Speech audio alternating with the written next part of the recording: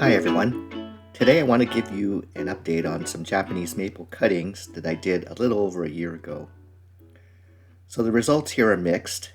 I had a number of cuttings take, but I feel I could have really done a bit better. So I started these cuttings in late June. I'll link another video in the description below showing how I prepare and plant the cuttings.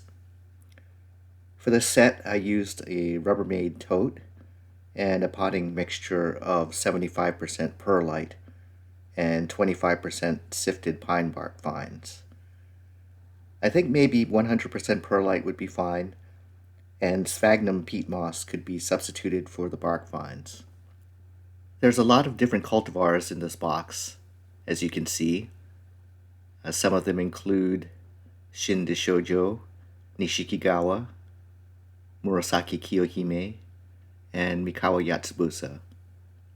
The red ones in there are Fireglow and Hime shojo. You can see here that most of the cuttings made it through to the fall.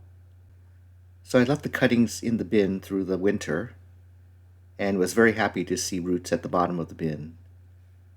So in late February, I decided to pot up the cuttings because I was going with the conventional advice that winter is a good time to pot up your Japanese maples when the roots are dormant.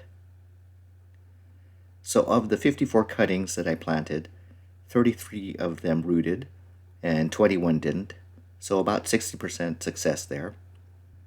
Of the 21 that failed, 5 died and 16 didn't root. You can see the nice roots here.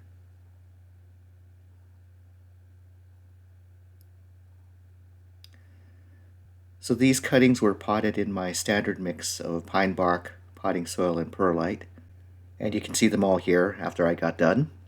So even though all these cuttings had roots, only some of them leafed out in the spring. And by the end of summer, only 11, or 1/3, were still alive. And I consider this to be very disappointing. Because the roots looked so good when I planted them, I really was expecting all of them to survive.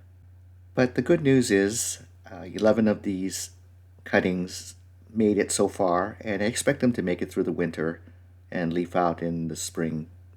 And one of the things I learned is that you really need to label which cuttings are which cultivar, or you'll get them mixed up like I did.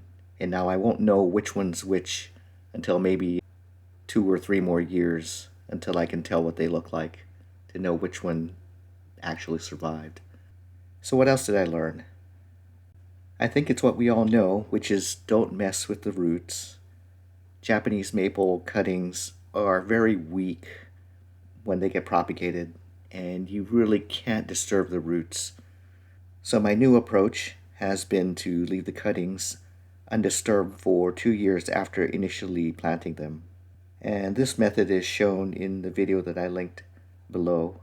But I think really making sure the roots are established before you do anything to these cuttings is really going to help them for their long-term survival.